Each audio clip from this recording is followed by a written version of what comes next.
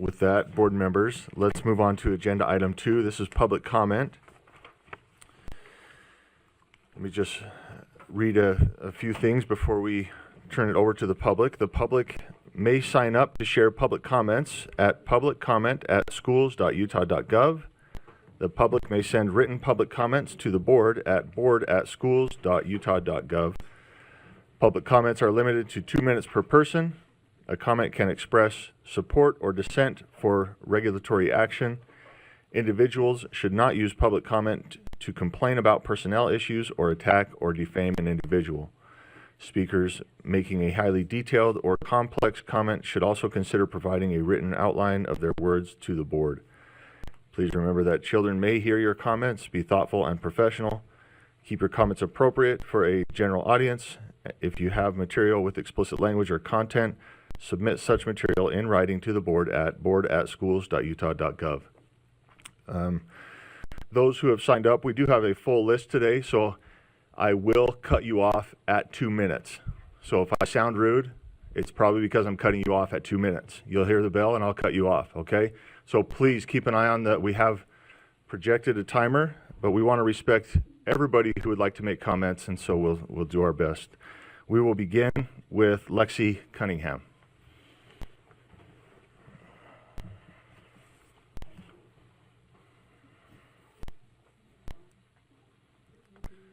Will you just press that button and we'll get on. Oh, try it again. Sorry, I may have hit the wrong one. Good? Okay, there we go.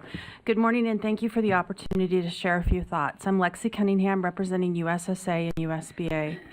First, as a board, please consider posting a calendar on the hiring timeline for the new state superintendent on the USBE website. I'm sure the hiring committee could agree on a couple of dates that will allow interested parties to follow the process. We do not need an elaborate web page, just a few dates and comments. In the absence of this information, there is a great deal of speculation about the intention of the committee and the board in hiring the new superintendent. The entire education community wants you to be successful and hire a great new state superintendent. If there is something that we can do to support you in this endeavor, please let us know. Next, the DEI resolution that you will discuss later today needs to be tabled. The resolution is very troubling, even the new version. While the resolution is unnecessary and harmful, we are more bothered by the way members of the State Board of Education are portraying the education system in the state. Rather than supporting educators in schools, statements are being shared that are undermining educators and their work, insinuating that there is a culture of noncompliance and a blatant disregard for laws is creating a divide between this board and the education community.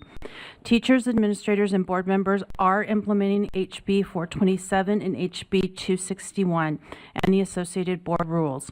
In fact, both sponsors of HB 261 met with JLC members and provided an overview of the bill and its intended outcomes. The education community wants to make sure that we understand and are positioned to implement all laws passed by the legislator. Educators know that you do not punish the entire class if 1 or 2 students misbehaves. It feels like all educators and schools are being punished because of the possible misbehavior of 1 or 2 educators. You have board rules to deal with this behavior. Please follow your rules rather than create a harmful resolution that will hurt students. LEAs are committed to creating schools and classrooms that abide by state law board rules. Please commit to working with the education community, not against us. Thank you. Let's move to, and next we have Amelia Landy.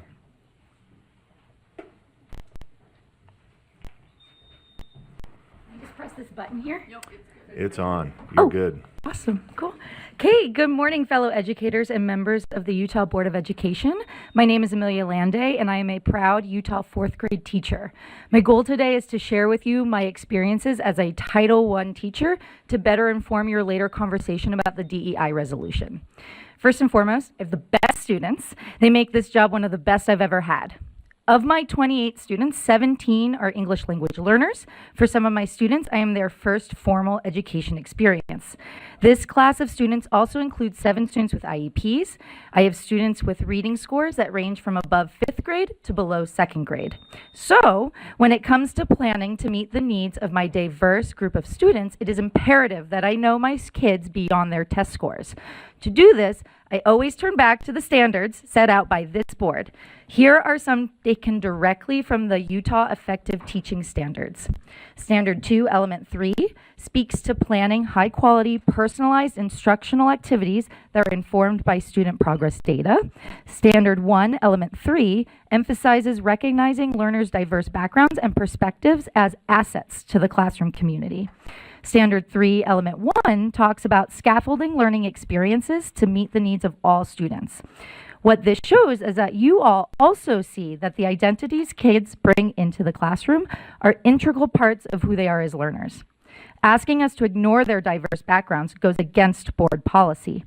Thus, the upcoming discussion surrounding the DEI resolution should not be about subtracting programs, but instead about adding programs that actually address student needs like absenteeism, student mental health, and ways to use AI and other technology in the classroom. We teachers need this kind of discourse from the board so we can collectively raise the next generation of Utahns, people who help build our local economy, take pride in their state, and care for each other. Thank you for your time. Appreciate you guys. Thank you, Amelia. Next, we have Julie Clough.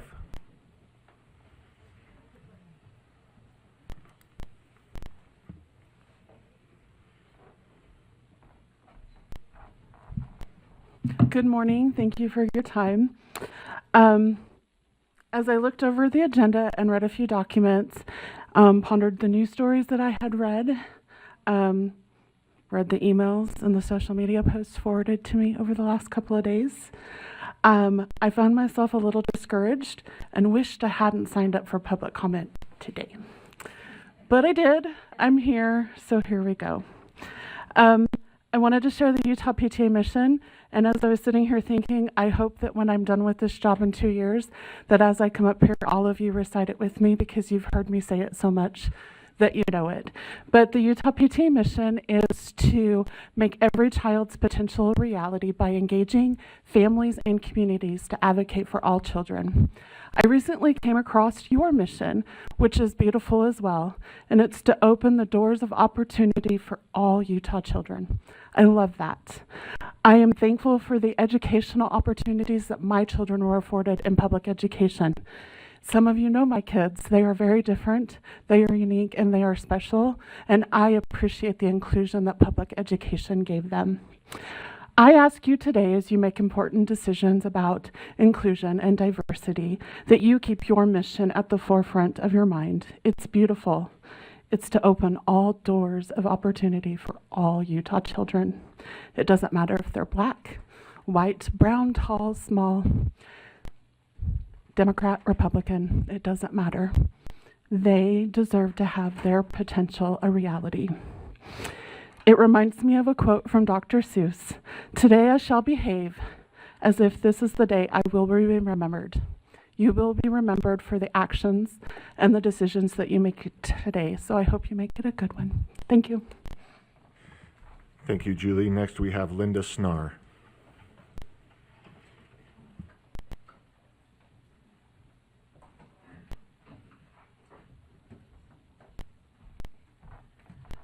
Well, I feel, Linda Snar, I feel much like this gal who just talked here. I feel pretty inadequate standing up here in front of you. I haven't been here in this building for probably, who knows how many years, way back in 1970, late 70s when I was, 75, 76, 77 when I was a teacher.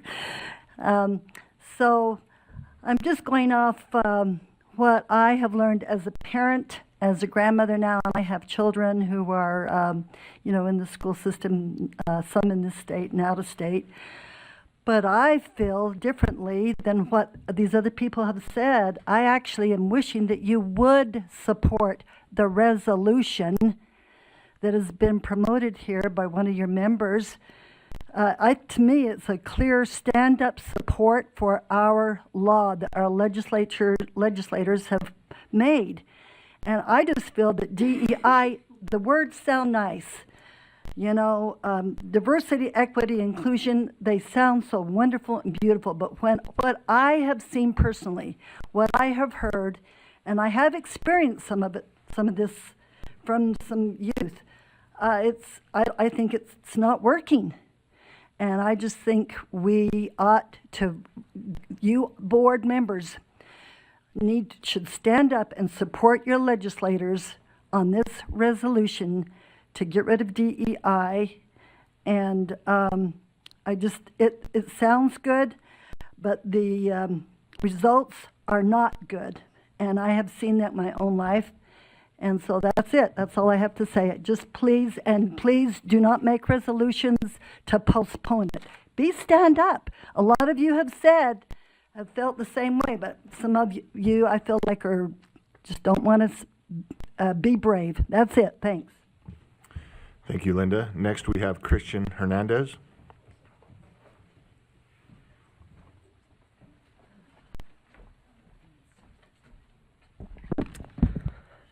Good morning. My name is Christian Moises Hernandez Valenzuela, and I've been a resident at Utah since 2017 after moving from Arizona, and I've absolutely loved it here.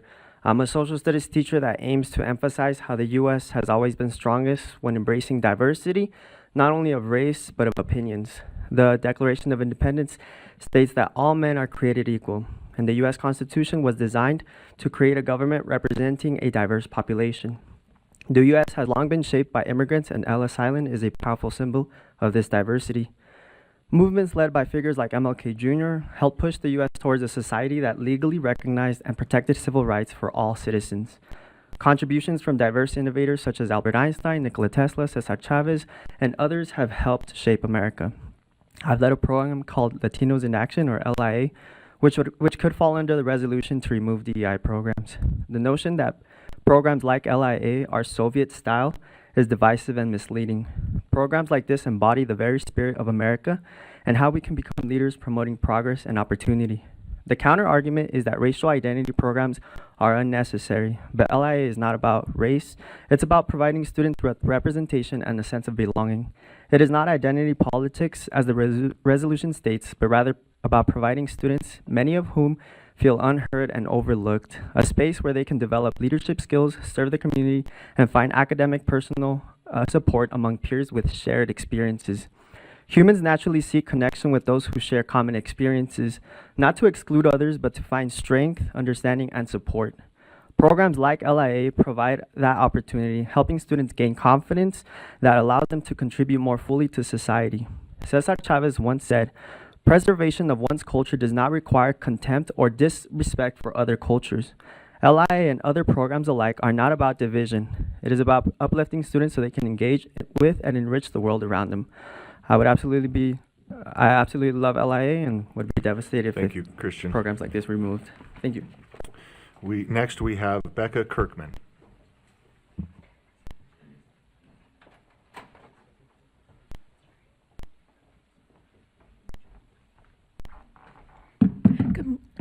Sorry. Good morning, board members. I'm here to express my deep concern regarding the resolution directing removal of DEI in Utah schools and the proposal for a drafted letter to President Trump on today's agenda. The resolution is clearly redundant, given the existing Equal Opportunity Initiatives Law, HB 261, which already restricts DEI in K-12 classrooms. And instead, conversation about this resolution has been used to create unfounded claims about LEAs not complying with HB 261. For example, inclusion classes for special education students are mandated by special education laws, not DEI. This is a good reminder that everything we see on social media is not true. I have taught my 7th graders to critically evaluate evidence by considering the source's origin, purpose, and potential biases. Those 7th grade skills should also be used by our elected officials. Furthermore, labeling all diversity, equity, and inclusion efforts as promoting Soviet communist goals are overly simplistic. Many of these principles are deeply rooted in American founding values, ensuring all individuals have an equal claim to natural rights and fair treatment under the law. A broad resolution like this risks unequal treatment for certain groups, contradicting the essence of fairness and equality of opportunity. I am also deeply concerned about the proposal for a drafted letter to President Trump supporting the abolishment of the Education Department. This raises two key issues. According to USB bylaws, the board should act in the best interests of school children, promoting public interest over private gains. This proposed letter seems to serve the private interest of a few board members' concerns, making for personal political statements. Additionally, the Utah legislature recent track records includes cutting public education budgets, like as we all know, dissolving the Department of Education to place these funds under the state legislature's control, and given their recent actions, I am very concerned about the potential impact this would have on public education. These concerns do not seem to be contemplated by the sponsors of this Thank you, resolution. Becca. Next, we have Mark King.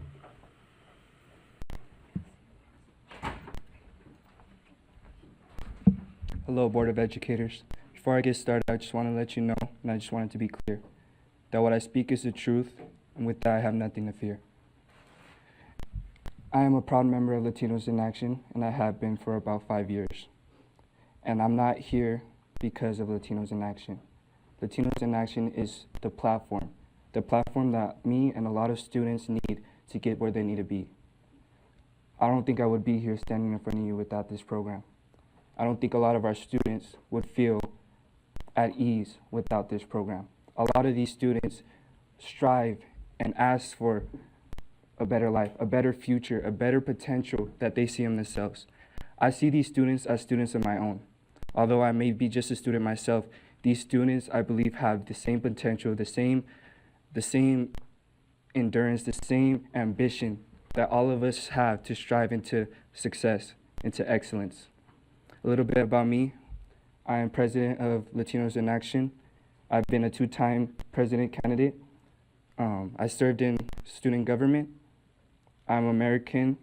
I'm a part of the American Legion. I'm a boy statesman, and I'm working to receive both college certification for both business and real estate. I ask you guys to please pay attention to our mission. Our mission is to implement academic excellence upon all of our students, not just one group.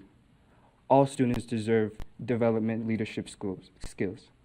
All students deserve to provide service towards their community, which is what we do. I highly encourage you to take a look at our social media page. That social media page implements so many things that showcases culture, showcases diversity. Diversity is beautiful, folks. It truly is. And it's what brings us together. It's what brings America together as one. It helped me make my own social media campaign to help those who strive towards discrimination and bring unity to all students. Thank you, Mark. Thank you. Next, we have Jose Enriquez.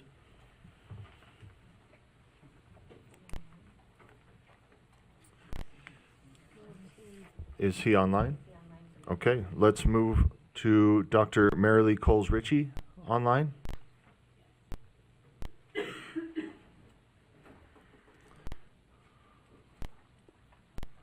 Good morning. I am a parent of former public school children, and I am a former teacher in secondary and elementary schools, and also a teacher educator.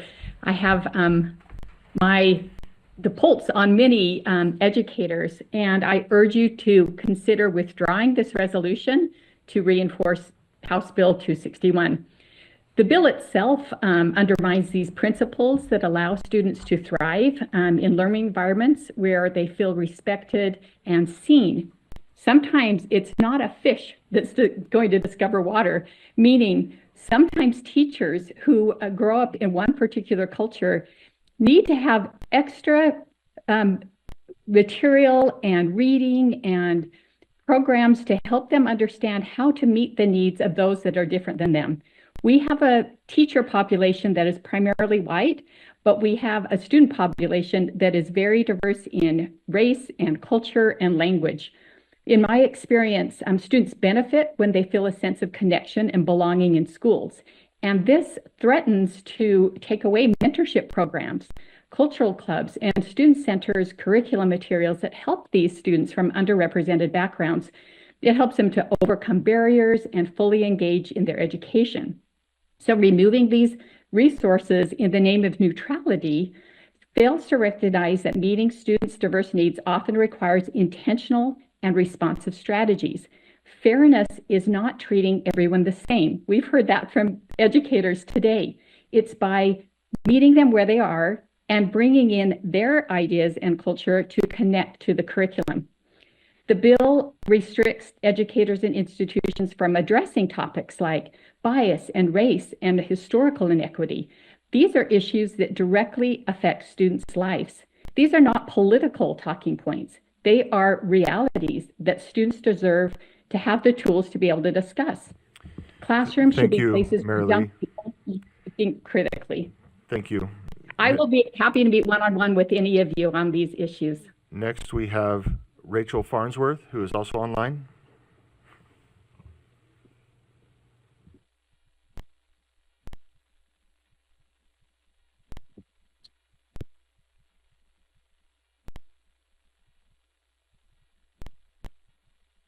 Hi, my name is Rachel Farnsworth, and I come to you as a parent of 2 Utah students and someone who deeply loves this country and reveres its founding principles and ideals. The resolution directing the removal of DEI in Utah schools tries to convince us that diversity, equity, and inclusion are foreign to America, that they somehow belong to communism or Marxism. But I ask you, what could possibly be more American than striving to form a more perfect union where we are all treated with fairness and dignity? In 1776, we boldly declared that all men are created equal. We've spent 249 years working to live up to that promise. Was it Marxist when we ended slavery? Was it communism when we fought for the women's right to vote? Of course not. Those were boldly American. This resolution doesn't indicate a single program targeted for elimination. So which DEI programs are harming Utah students? Is it LGBTQ clubs, ESL services, services for children with disabilities, kindness weeks in elementary schools, acknowledging Black History Month, cultural clubs, IEPs, 504s, programs for girls in STEM? Because all of these are DEI initiatives.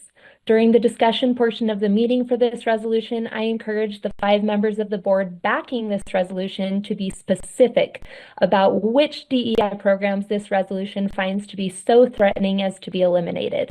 Please be specific so the people you were elected to represent can decide for themselves whether or not they actually agree. Utah has always stood for community, family, and the belief that we look out for one another. This resolution does the opposite. It turns our backs on kids who need us most and sends a terrible message to them that there isn't a place for them in Utah schools.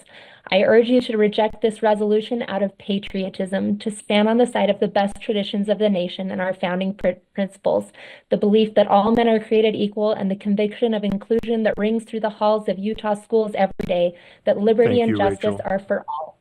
Thank you. Next, we have Joel Briscoe.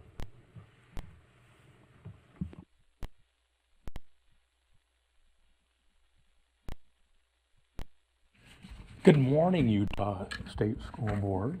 Good to see you this morning. I stand before you as a retired high school teacher and as a recovering state legislator.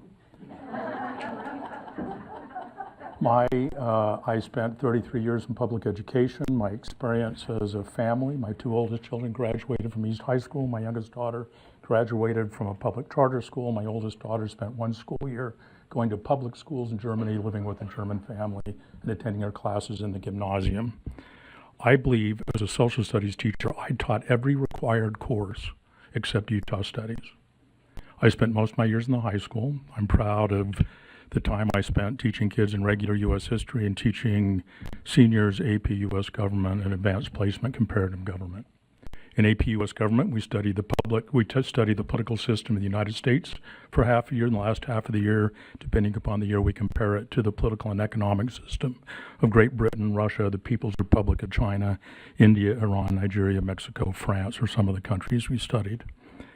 In the summer of 2020, I was hearing an awful lot about CRT. I knew nothing about critical race theory. I communicated with some professors online, and I bought a couple of books so I could know a little bit about it. I still don't think I understand. I think I understand the basics. We do not teach critical race theory in the state of Utah. I'm struggling to understand some of it, and as a teacher who taught some of the highest courses in this state, it's not taught. Those of you who support the letter of intent, I'm really happy that you support Title I, Title II, Title III, and I want to pose 2 questions to you. If the federal government does as it looks like they're going to do, will you support Utah filling in the gaps of the funding that doesn't come? And will you publish give us some detail about how you believe the state would administer it differently? I want you to know, as an elected official, I appreciate your time. Whether we agree or disagree, Thank you, you're Joel. making personal sacrifices, and your family is, and I appreciate you. Thank you. With that, I want to thank the members of the public who have shared their thoughts with us today and their respectful nature in doing so. And